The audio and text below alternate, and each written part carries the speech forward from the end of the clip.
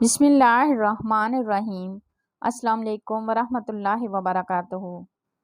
محترم ناظرین، آج ہم آپ کو اللہ کی ایک خاص رحمت کے بارے میں بتائیں گے، اور وہ خاص رحمت ہے آسمان کے دروازے ہمارے لیے کھلنا اور ہماری دعاؤں کا قبول ہونا۔ یعنی اللہ کے حضور ہماری دعا، ہماری التجا کس وقت، کس حالت اور کس طرح سے قبول ہوگی، اور اصل میں دعا کی حقیقت کیا ہے کہ جس کی وجہ سے ہم دنیا کے رنج و غم سے چھٹکارا حاصل کر سکتے ہیں، بلکہ ہماری آخرت کو سنوارنے کا وسیلہ بھی دعا ہی ہے۔ ہمارا یہ عقیدہ ہے کہ اللہ تعالی ہمارا خالق، مالک اور رازق ہے۔ وہ رب العالمین، مالک الملک ہے۔ تمام عزتیں، عظمتیں، قدرتیں، خزانے، ملکیتیں، بادشاہتیں سب اس کے پاس ہیں۔ سب کا داتا وہی ہے۔ ساری مخلوق اسی کی بارگاہ کی سوالی اور اسی کے دربار میں محتاج ہے، جبکہ وہ عظمتوں والا خدا، بے پرواہ اور تمام حاجتوں سے پاک ہے۔ وہ بخشش فرماتا ہے اور کرم کے دریا بہاتا ہے۔ اس زندگی میں سب سے طاقتور شے دعا ہے۔ دعا ایک دل سے نکلی فریاد ہے، پکار ہے، جسے تڑپ کر، کبھی رو کے، کبھی سجدوں میں اور کبھی راتوں کو اٹھ کر اپنے رب سے ہم مانگتے ہیں۔ جب اس بات کا یقین ہوتا ہے کہ سننے والا ہماری شہ رگ سے بھی قریب ہے اور ہمیں سن رہا ہے، تو فرتے جذبات میں ہمارے آنسو بہتے ہیں، اپنی بے بسی اور محتاجی کا احساس بڑھتا ہے، اور اس ذات پر جتنا یقین ہوتا ہے اتنی ہی ایمان کی پختگی کے ساتھ دعا مانگتے ہیں۔ دعا دل سے اور یقین کی مضبوطی سے مانگی جائے تو ضرور قبول ہوتی ہے۔ دینے والا تو اتنا با اختیار ہے کہ اس کی ایک جنبش اور کن فیکون ہماری زندگیاں بدلنے کے لیے کافی ہے۔ کبھی کبھار ساری عمر دعا کرتے ہیں، قبول نہیں ہوتی۔ نہ قبول ہونے میں ہماری بہتری ہوتی ہے، یا پھر اللہ کو ہمارا اس کو پکارنا، یاد کرنا، گڑ گڑانا اتنا پسند ہوتا ہے کہ وہ ہمیں کچھ نعمتوں سے محتاج ہی رکھتا ہے۔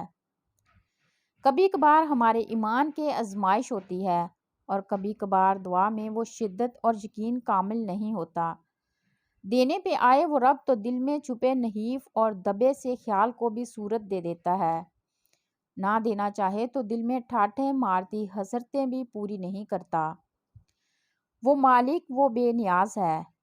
میرا ایمان ہے کہ دعا سے پیاری اور خدا سے جوڑ کے رکھنے والی کوئی اور چیز نہیں۔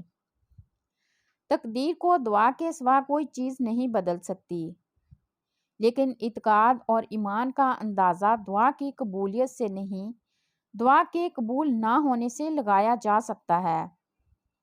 اگر آپ کی دعا قبول نہیں ہو رہی تو مانگنے میں اور التجا اور عاجزی لے آئیے، صدقہ دیجیے اور اللہ کے سوا کسی اور کو بیچ میں مت لائیے۔ آپ کے نفع اور نقصان کا مالک تو وہی ہے۔ لوگوں کو دعا دیا کریں اور دعاؤں میں یاد رکھا کیا کریں۔ ان کی مشکلوں کے لیے اور آسانیوں کے لیے اللہ آپ کو بھی سنے گا۔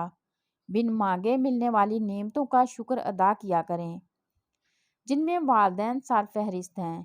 ان سے دعا لیجیے۔ دعا رد نہ ہونے کے دو خاص وقت: اگر وہ کسی کو کچھ عطا کر دے تو کوئی چھین نہیں سکتا، اور کسی کو کچھ عطا نہ کرے تو کوئی اس کو دے نہیں سکتا۔ لیکن اس پروردگار نے کچھ اصول رکھے ہیں۔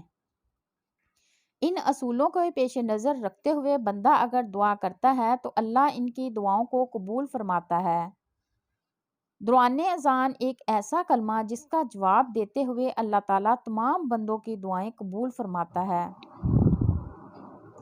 اگر آپ چاہتے ہیں کہ آپ کو اس وظیفے کا فائدہ ہو تو تمام باتوں کو ضرور سنیے گا، تاکہ آپ کو بھی وظیفے کرنے کی پوری سمجھ آ جائے اور آپ کی بہتر رہنمائی بھی ہو سکے۔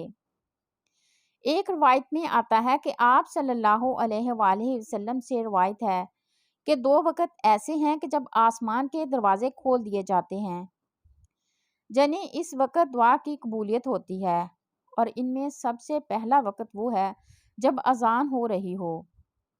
یعنی اذان کے وقت جو شخص بھی اپنے رب کی طرف متوجہ ہو کر جو بھی مانگتا ہے، اللہ تعالیٰ اسے رد نہیں کرتا۔ اور دوسرا وہ وقت ہے جب جہاد فی سبیل اللہ ہو، یعنی وہ جہاد جو ایک شخص اپنے رب کی خوشنودی کے لیے حق کے راستے پر چلتے ہوئے کرنے کا ارادہ کرتا ہے اور اس کے لیے صف بندی ہو رہی ہو، تو اس وقت چاہیے کہ ہم اللہ کے حضور نہایت خشوع و خضوع کے ساتھ دعا مانگیں۔ اللہ تعالیٰ ضرور قبول کرے گا۔ اللہ تعالیٰ ہمیں ادب کے ساتھ دعا مانگنے کا سلیقہ عطا فرمائے۔ اللہ تعالیٰ ہمیں ادب کے ساتھ دعا مانگنے کا سلیقہ عطا فرمائے اور کثرت سے دعائیں مانگتے رہنے کی توفیق عطا فرمائے اور دعا کے ذریعے اپنا قرب نصیب فرمائے۔ آمین ثم آمین۔